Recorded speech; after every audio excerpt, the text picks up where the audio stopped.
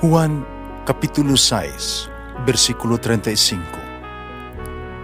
Si Jesus miingon kanila, "Ako mao ang pan nga naghatag sa kinabuhi.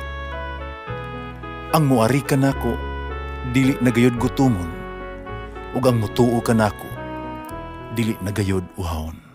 Ang mga puno Pan sa kinabuhi.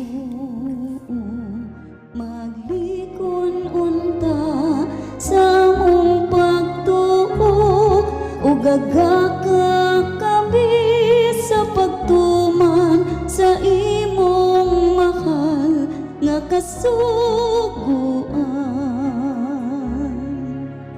Ginoo manaa kaninyo, Santo sa Ebanghelyo sumala ni San Lucas. Napuno sa Espiritu Santo ang iyang amahan nga Zacarias, nanagna, daygon nato ang Ginoo, ang Dios sa Israel, kay miani siya aron pagtabang sa iyang katawhan, paghatag kanilag kagawasan. Ipaanhin niya kanato ang usa ka gamhanang mangluluwas na kaliwat sa iyang slugoon nga si David. Kini maoy iyang giingon kaniadto pinagi siya mga balaang profeta.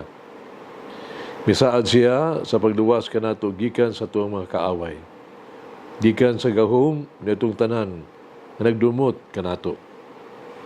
Mingon siya, mapakita siya kaluoy sa tuwang mga katigulangan ug mahinumdum sa balaang kasabutan. Misaad siya sa tuwang amahan nga si Abraham, nanumpa, ngaya kitang luwason gikan sa ato ang mga kaaway.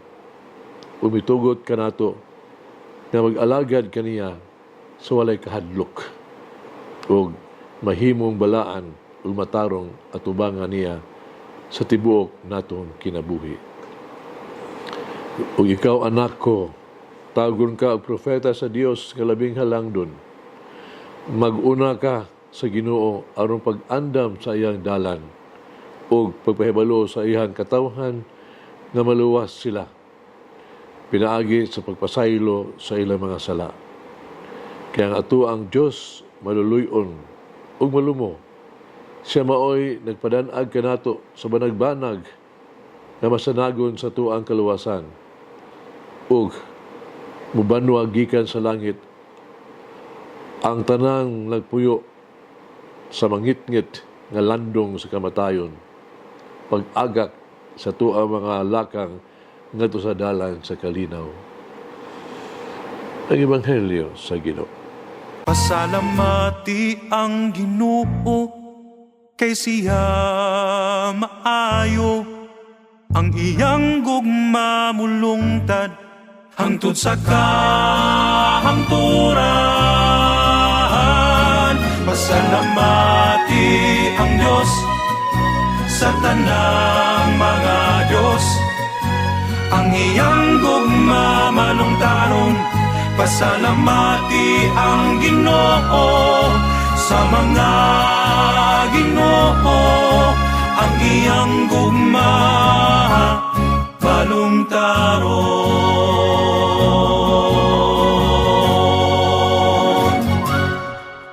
Ang usa ka diwa sa Ebanghelyo karon mao ang ang istorya sa usa ka sayo kaayong regalo sa Pasko, no? Sa dihang nabuka na ang iyang baba ni Zacarias, siya namulong nagdaig sa Dios tungod sa kaayo sa Ginoo o kaluoy nga sa usad umaabot nga sa kaluwasan. Apan ang tunga-tunga gayod sa iyang awit sa pagdaig, siya milingi ngadto kang Juan, iyang anak, iyang bag-ong na tao nga anak nga lalaki. Ug mihatag siya usa ka panagna mahitungod kaniya ni Juan. Kung paniya ikaw, anak ko, mag-una ka sa Ginoo sa pag-andam sa iyang dalan. Luke chapter 1:76. Siya naghisgot bahin sa kaugmaon ni Juan ug sa importante kay buluhaton nga iyang himuon sa pag-andam sa katawhan alang sa umaabot nga Mesiyas. Mahimong moingon ka nga pinaagis pagbuhat ni ini. Si Zacarias naghatag kang huwan sa gasa sa mga pulong sa Dios. Yung gilatid ang umaabot nga gipaabot nga anak na naghisgot sa unsang paagiha ang Dios papanalangin ug mugiya kaniya. Bispiras sa Pasko karon. Ang tanan makabati sa kahinam, labi na ang mga bata, mahinamon magpaabot sa panahon sa katapusan. Mablihan na nagyudilang ilahang mga regalo. Apan kumusta man, samtang naghulat kita, atong hunahunaon ang pagbuhat ug usa ka butang alang sa tuang mga minahal nasama sa gibuhat ni Zacarias para kang Juan. Usa ka na kung agigdugan sa paghatag tradisyonal ng mga gasa sa Pasko, no? Atong hatagan nga to ang mga minahal sa gasa sa usa ka espesyal kaayo nga pulong sa Dios, gikan sa Dios. Tingali mabati kita nga dili kay takos, no? Kaya makita gud mga propeta, no? Pero sa paghihaka kita maka paambit sa pulong sa Dios. Resulti lang nato gikan sa atong kasing-kasing mga pulong ba nga sa imuhang unang-una, no? Gusto sa Dios nga isulti kanila nga makatandog kanila. Di na nimo kinahanglan isulti nga bisan unsa. Kaya isulat lang, no? Ang mga pulong, no? Sa papel, in a note, mga pagkadasig sa imong isikataw. Encouraging words. Hinumdum ba? Hinumdum sila nga, sila mga anak sa Diyos, sulti sila sa kadako ang gugma sa Diyos kanila, o sa kadako ang iyang tinguha sa pagpadalangin kanila. Ang mga pulong sa pagdasig, nasama ni ining pagkahimog yun og dako kay efekto eh. No? Encouraging. Kitsin hebalo. Ay imo lang mubo nga mga sulat, mga pulong ba nga imo gipaambit nila. Magapukaw nila og tinguha diya sa kanila, mahimo nilang gitawag natong inspired, no? Kini lakang magpaduol lang ato sa Ginoo. Maampo kita Ginoo tabangi uta, no? Nakita, no? Mapanalanginan ang katawhan diha ning panahon sa Pasko. Magampo kita. Labing gamhana nga Diyos. Tungagi ang mga kusog sa kalubuton o sa buhat. Umaayo aron si Kristo. Makita mahinamon sa pag-abi sa iyahang pag-abot. Ug tawgon kami sa iyang kiliran dito sa gingharian sa langit.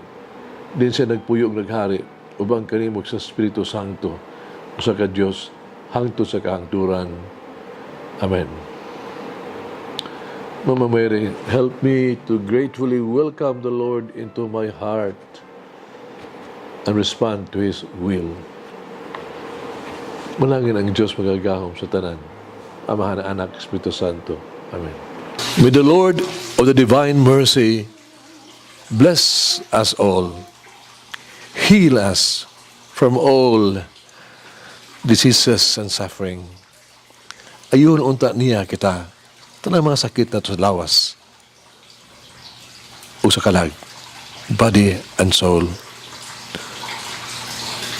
In the name of the Father, the Son, and of the Holy Spirit. Jesus, I trust in you. Amen. Whoever eats the bread of life will never hunger, says the Lord. Kay galaan inyong nabati ang pagpaambit ug hamubong pamalandong sa pulong sa Dios pinaagi sa tulumanon pan sa kinabuhi nga gidumala ni Monsignor Daddy Silva.